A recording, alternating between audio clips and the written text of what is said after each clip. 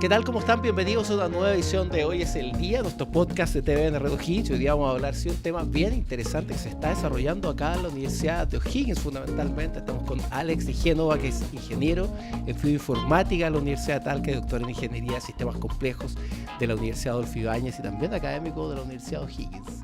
Bueno, gracias por acompañarnos, Alex. No, un gusto, un gusto. Bueno, Alex, la primera pregunta es ¿por qué tenemos que investigar nuestra historia genética en Chile?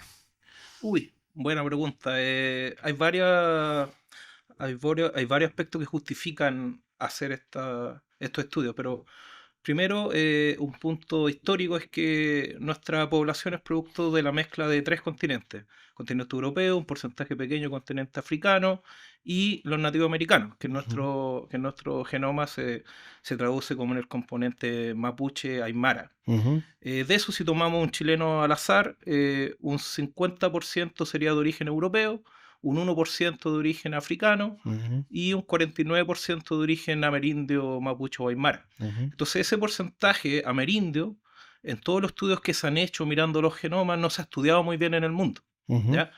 Y eso nos abre una interrogante, porque si no hemos estudiado la mitad del genoma de los chilenos, ¿cómo podríamos avanzar en algo que llamamos medicina genómica o medicina de precisión? Que busca colocar esta capa genética como una información adicional en la práctica clínica. Te quería preguntar, ir desde el comienzo, ¿qué es el genoma humano? ¿Cómo lo podemos definir o cómo lo podemos explicar en términos prácticos? Bueno, en términos sencillos, y el genoma de todos los seres vivos, no solamente el humano, es como tenemos que entenderlo como un libro de recetas, que dice que en dónde está escrito cómo se debería formar una célula, cómo se deberían formar cada uno de los compartimentos de una célula, cómo esas células tienen que hablar con otras para generar órganos. Hay todo un tema de la biología del desarrollo, todo eso está codificado en el genoma. Cómo debería ser el cerebro también está codificado, y en general todas las partes anatómicas del cuerpo humano, desde nuestros sistemas de órganos hasta nuestro sistema nervioso, está codificado en el genoma. Entonces, básicamente es una gran enciclopedia que en el caso de la especie humana tiene un largo de 3 por 10 a la 9 o 3 gigabases en cada una de esas células. Que tú lo decías en un seminario, eso es como es mucha música y muchas películas, ¿no? Es Claro, mucha claro. memoria. Claro, efectivamente, si pensamos que cada una de nuestras células tiene 3 gigabases de información en esta molécula y que estamos compuestos de billones de células, bueno, un humano es un universo en sí, digamos, o cada una de las especies. ¿Por qué no ha avanzado tan rápido en este tipo de investigaciones? Tú decías en un seminario que esto se ha democratizado, bajado el costo para hacerlo, por ejemplo. Claro, efectivamente, a ver, considerando que el primer genoma humano se completó el año 2000, ya se completó y se anunció el proyecto Genoma Humano y se prometió que se iba a avanzar en esto de medicina de precisión. La tecnología para leer el genoma humano, o sea, para leer esta gran molécula, esta enciclopedia, no estaba tan madura en ese tiempo.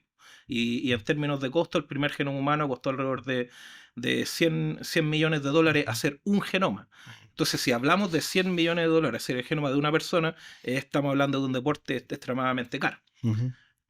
En estos 20 años, esa tecnología se logró mejorar y evolucionó. Y hoy en día ya tenemos varias tecnologías de origen estadounidense, de origen chino, que es posible leer el mismo genoma, pero por precios que rondan alrededor de los 100, 200 dólares. O sea, hartos órdenes de magnitud menor. Estamos hablando entre 80 hasta 200.000 pesos de obtener estos datos. No voy a decir información porque datos es distinta información.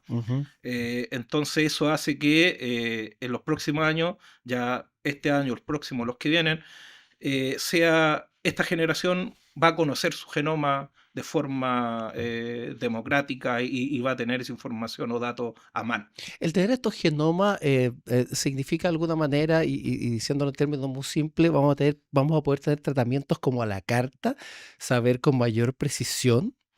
Claro, efectivamente, es un buen concepto a la carta. No implica que para cada persona vamos a tener un fármaco, no, sino que del abanico de fármacos que existen, vamos a intentar de resolver el ejercicio de cuál se ajusta mejor al genoma de la persona. ¿Ya? Por ejemplo, hay distintos, en el genoma también está codificado cómo nosotros procesamos ciertos o metabolizamos ciertos fármacos. ¿Ya? Esto es un área que dentro de la genómica se llama farmacogenómica. Entonces podemos saber con ciertas predicciones cómo una persona va a procesar ciertos tipos de fármacos. Ujú. Si sabemos que una persona no procesa bien un fármaco, bueno, le podemos asignar otro que lo procesa mejor. Y eso en la práctica se produce en un efecto más de mayor eficacia al momento del tratamiento. Y esto aplica para distintos tipos de enfermedades. Por ejemplo, en cáncer, a la fecha, existen alrededor de 2.000 drogas disponibles, obviamente con precios distintos, aparte de los tratamientos clásicos, que son inmunoterapia, radio y quimioterapia, inmunoterapia recientemente incluido. Entonces, uno le gustaría saber, dada la información genética, porque, por ejemplo, un tumor es producto de la evolución Sí, dentro de una persona. sí. Es como cuando uno se imagina, no sé si los audioescuchas se acuerdan de Jurassic Park, del Sí, proceso de claro. evolución, y todavía hay como los dinosaurios. Bueno, el cáncer evoluciona en nuestro cuerpo, entonces es todo eso que uno se puede imaginar desde la evolución, pero pasando dentro de nuestro cuerpo en un periodo de tiempo que va de los 10 a los 20 años. Ujú. Entonces ahí el tumor gana habilidades, muta, cambia nuestro DNA, y a nosotros nos gustaría entender cómo esos cambios se podrían ajustar a ciertos tipos de fármacos, saber si es mejor inmunoterapia, radio, quimio u otra droga particular que afecte a algún tipo de esquema. Según el genoma humano, ¿qué características tenemos los chilenos? ¿Qué bueno y de malo han descubierto ahí? ¿Positivo o negativo? A ver, en general, y para ser claro, no hay un genoma perfecto. Ujú. ¿Ya? Todos tienen ventajas, desventajas. ¿Ya? En particular, en nuestro caso, sabemos por otros antecedentes previos que, por ejemplo, el componente mapuche, que es este componente poco explorado de nuestro genoma, nos predispone a desarrollar cáncer de vesícula. Por Ujú. ejemplo, y en Chile es uno de los pocos países que en el año se sacan 40.000 vesículas por año. Ujú. ¿Ya? Ahora, claro, cáncer de vesícula, uno dice, mira, en realidad si lo comparo con en otros países donde quizás la predisposición es a cáncer de colon, Ujú. quizás me parece más beneficioso tener un cáncer de vesícula que cáncer de colon. Sí. Porque es mucho más complejo de manejar el cáncer de colon. Entonces, siempre hay como digo, es difícil tener un genoma perfecto. Antiguamente se creía y eran creencias que científicamente fueron eso, creencias que no se validaron científicamente. Y en la práctica, cada persona nace con un pool genético que le puede beneficiar y que le beneficia ciertas cosas, por ejemplo, tener más resistencia a tomar café, Ujú. tener ciertos rasgos que pueden ser más deportivos, más artísticos, Ujú. versus obviamente también alguna disposición a algún tipo de enfermedad. En promedio los chilenos, como cualquier otra población del mundo, en su genoma tienen alrededor de 3 mutaciones que pueden ser patogénicas, que significa que afectan el funcionamiento de una proteína, pero eso es algo que vemos en promedio en todas las poblaciones. ¿Ya? Ujú. La pregunta clave de por qué queremos hacer es que cómo esas diferencias se modulan por el ambiente y cómo nos predisponen para responder a cierto tipo de Sí. enfermedades.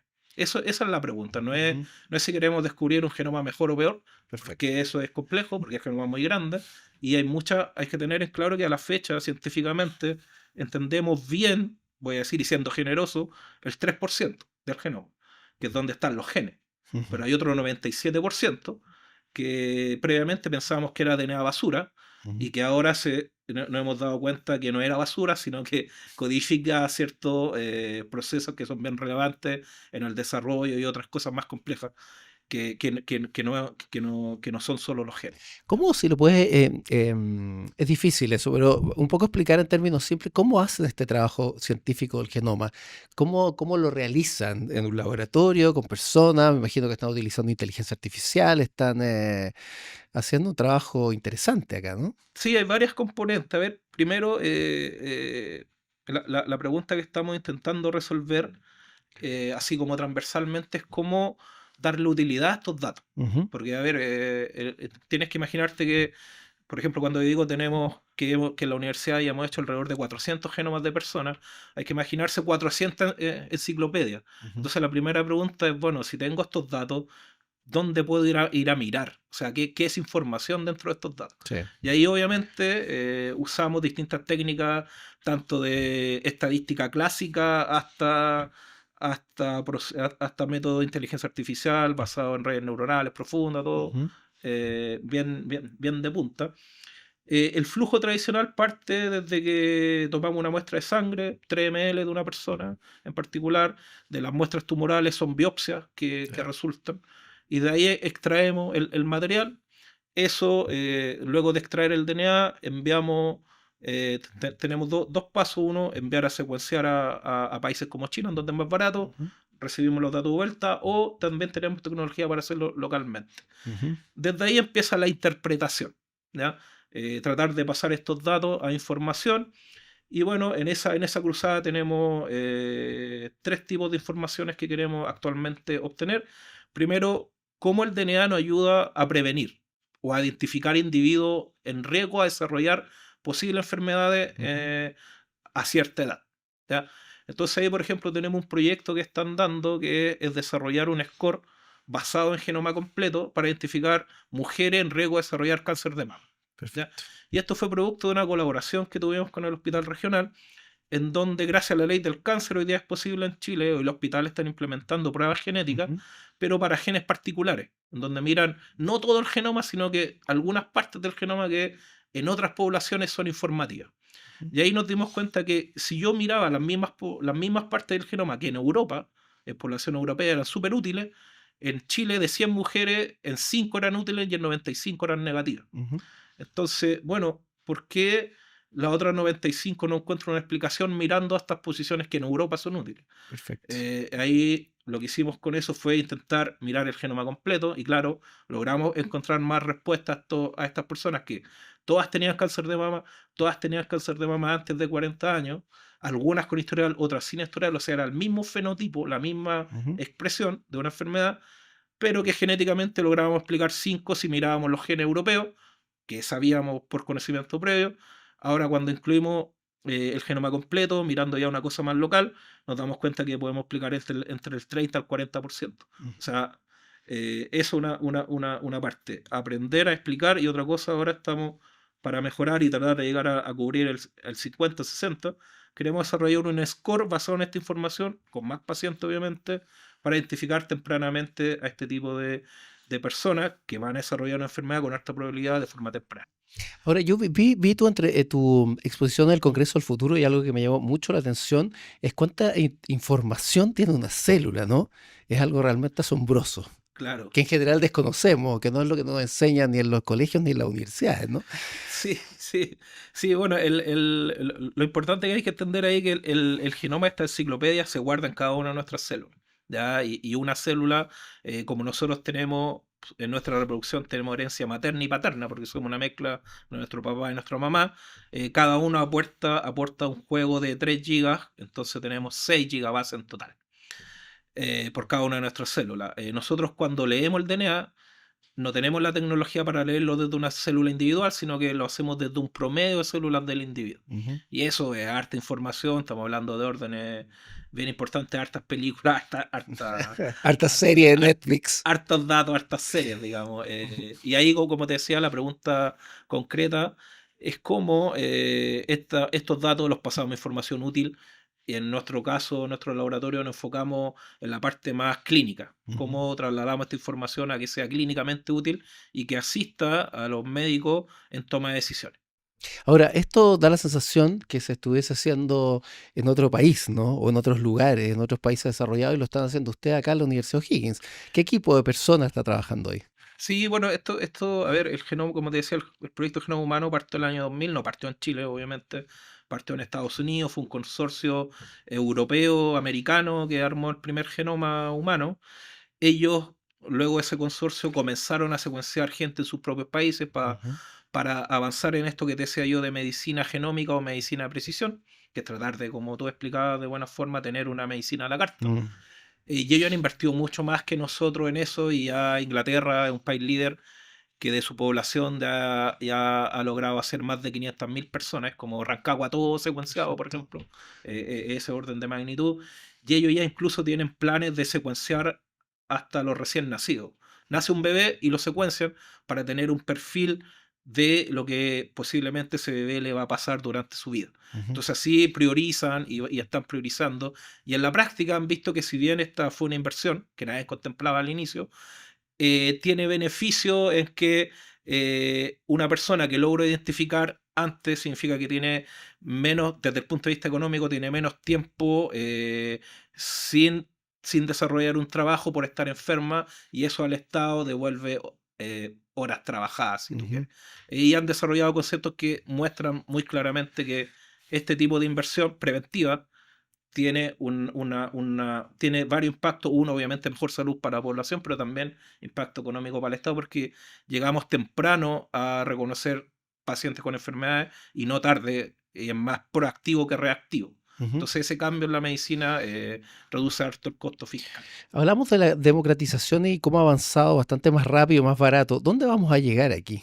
Si hacemos un poco de futurología, Mm. en algunos años más. ¿Dónde A ver, crees que lleguemos? ¿Dónde crees que va a llegar el desarrollo de...? sí, yo creo que lo más pronto y lo que están haciendo harta, no solo en este dominio de la genómica de datos, sino que uno lo ve con inteligencia artificial.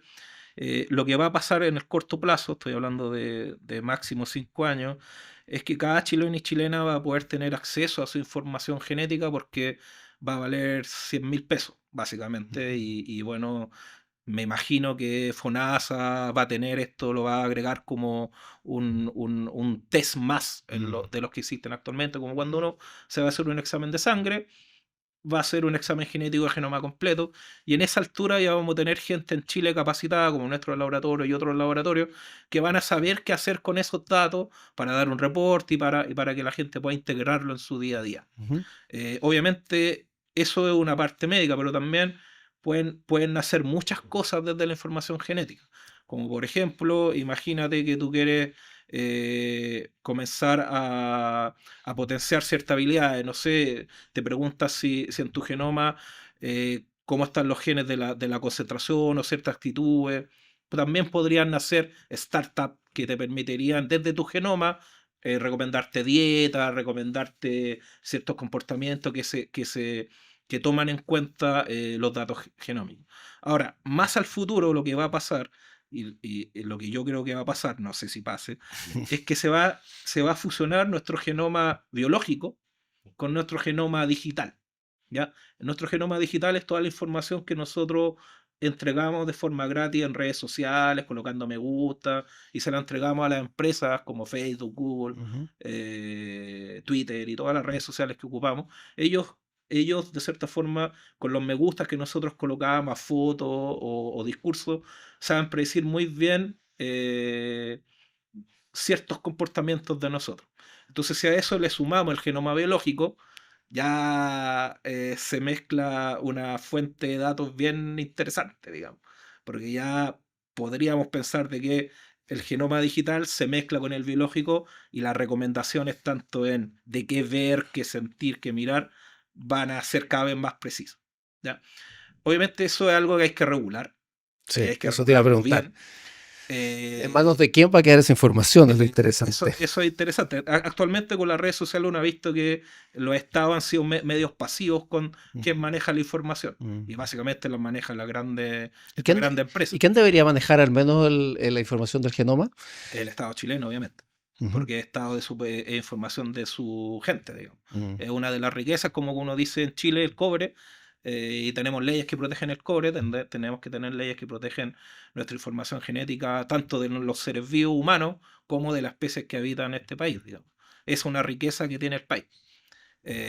¿Por qué? Porque imagínate desde el punto de vista que tú eres una empresa que está desarrollando una droga para curar cierta enfermedad.